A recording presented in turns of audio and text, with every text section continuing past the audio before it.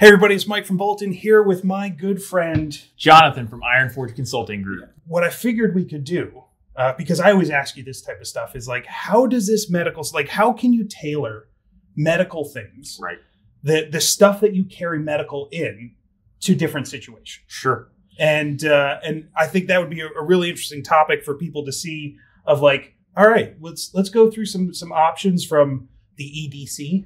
Right. Everyone loves EDC, right? Especially because it's a cool 3-letter acronym. To like maybe even talking about some purpose-built stuff in bigger bags. Things that have a particular mission set. Yeah. Mm-hmm. I guess if we take it from the top and start with the bare bones, what do I recommend somebody carry every day? It would be a tourniquet. Oh, yes. Yeah. So before we talk about any... Like a windlass tourniquet? Yes. Yeah. Yeah. So Iron Forge Consulting Group, always going to recommend a tourniquet with a windlass. Always going to recommend a tourniquet that has been recommended by the Committee on Tactical Combat Casualty Care. TCCC? Yeah, TCCC. Okay. Yeah. So what are you carrying every day? So every day, again, we start out with that COTC recommended tourniquet. Okay. This is a soft T wide. I have found that they get the best longevity. I like a CAT. I think that for self-application, they are the easier tourniquet to apply. But the issue with a CAT sitting in my pocket without a sleeve on it is it will cannibalize itself. Oh yeah, and start to fray. And in about 6 months, they need to be changed out. Well, what else you got? Yeah, let's get into the other things. So if you wanted to plus up and carry a bit more stuff, you'd get into an individual first aid kit, or IFAC. Right. So that includes that tourniquet. Yep. You have that tourniquet. They co-travel together. Right. They travel together. That includes some sort of carrying pouch or something like that.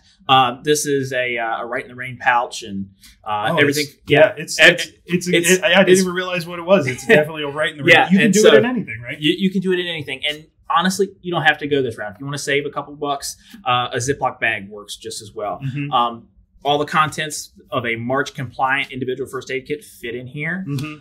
Things to take care of massive hemorrhage. Yep. Massive extremity hemorrhage, airway compromise, respiratory system compromise, circulatory system, and wound packing. We can do some of that. And then hypothermia prevention. There's a reason that Jonathan is my go-to, because I can't even remember what all the letters stand for in March sometimes. Okay, so you've got the IFAC, or the individual first aid kit, and that's kind of our second line of medical equipment that we can carry. Now, let's say you want to be the person that is providing medical care. We have to have a trauma treatment pouch, right? Trauma treatment. So not just the stuff for you. Not just the stuff for me. That you can keep with you all the time. This is more, we're getting more purpose built. Right. And here's the thing. Even if you're going to be the dude that has the trauma treatment pouch and you start to provide care to people, you still need an individual first aid kit for yourself. So that is an important aspect. This kit obviously is a bit bigger. It's got more stuff in it. It is also March compliant, but it allows me to start to treat various injuries that fall into that March assessment, March algorithm. And I can handle all the way through that as far as providing stabilizing care for somebody. Now, how are you usually transporting that? Like, where does that go? So this pouch can do a couple different things. Obviously, there's no limit to the equipment we can buy, how you set it up. But the way that I set this one up is usually it rides on a plate carrier as a dangler, and it's right there. And it, as you unzip it, it folds out. It's got a little drawbridge type thing going on. That's and so cool. I can access all that, and it's right there at my fingertips. I think this is a really cool kind of concept of, hey, it's a bit bigger than the IFAC, right? But it's something that you can then work out of. Right. And its purpose is different, right? This is to this is to be used on myself to treat injuries that I have, either by myself or somebody else is going to provide care with it to me.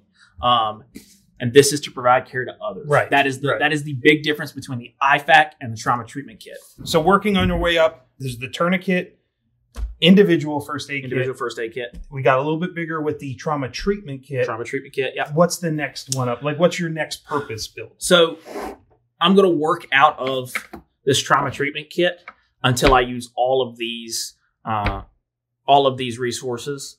And then when I ran out of those, I've got a small trauma treatment kit that goes on my back. Now, it's got some even more capability to it.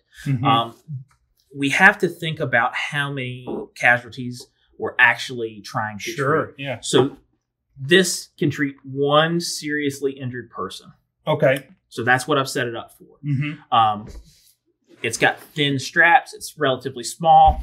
It's very adjustable as far as the strap length is concerned. And that is because I'm going to wear this over whatever you got. Potentially over whatever I have, potentially body armor. So what would you call this one?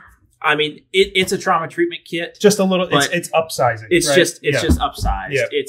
It's I would call this an entry bag, right? So this is going into a structure with me. Yeah. It's on my back. The difference between these are the trauma treatment bag is something that you're probably having with you as a default. Right. It's on the plate carrier already. Yep. This one, I mean, if that's your role, maybe that goes with you all the time. Sure. But it's the thing that, if you have time to think about it, if you need to make choices, then you can plus up with a larger trauma treatment bag. Right. Okay. But we can absolutely see the difference between this bag and this bag, and the capabilities you get out of the kitchen sink bag, as I call it. Right. So we're moving up, and then is that what you call this bag? This is the kitchen sink bag. This is we have a mass casualty, so we have a whole lot of people that are injured. So I've got the capability to treat them. We have more capability to do some things that are a little further outside of the Marsh algorithm. And then depending on what's going on, I can plus up and start to do some even longer term care things and deal with some more team type things. Yeah. The other thing we want to start thinking about with the kitchen sink bag is evacuating casualties. Yeah. So we've got a couple different soft litters on here. We've got, in case we needed to do a drag or a carry out from flat webbing. Yep. Yeah, we got some flat webbing and a carabiner, a locking carabiner. Because I know a lot of people are going to ask. Right. Do you know who makes this bag? Because everyone loves to talk about who makes the things. Sure. Yeah. So this is a Grey Ghost Gear bag. I love Grey Ghost Gear. I have liked this bag. I did trade up from a 511 a Rush Moab 10 bag, sling bag. Yeah. So, I mean, that's really it, right? So we have various sizes of carriage of equipment devices, right? Yep. And different capabilities in that.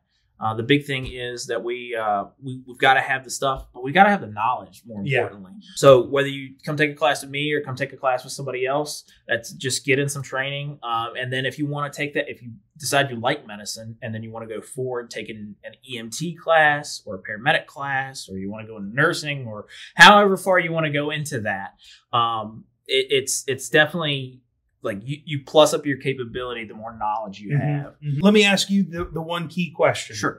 The $1 million question. Okay. If they got questions about how they can learn to do stuff better, where should they go? Oh, man. Okay, so Iron Forge Consulting Group at YouTube or Iron Forge Consulting Group specifically on Instagram. That's where we do most of our stuff. Is it spelled out Iron Forge Consulting Group? Iron Forge Consulting Group, just all spelled out. We'll put links in the description and stuff too. Get out there, get that training. Yep. You can find Jonathan's training on bulletin.net. Yes, we are on bulletin.net. He's been one of the first trainers to sign up on there. I love promoting his classes. And you should absolutely take one. I'm proud to be one of his alumni. Thanks, alumnus. I don't aluminiums. But thank you, sir. And absolutely. Go out there, check out Jonathan. And until then, get smart, stay ready, and find training.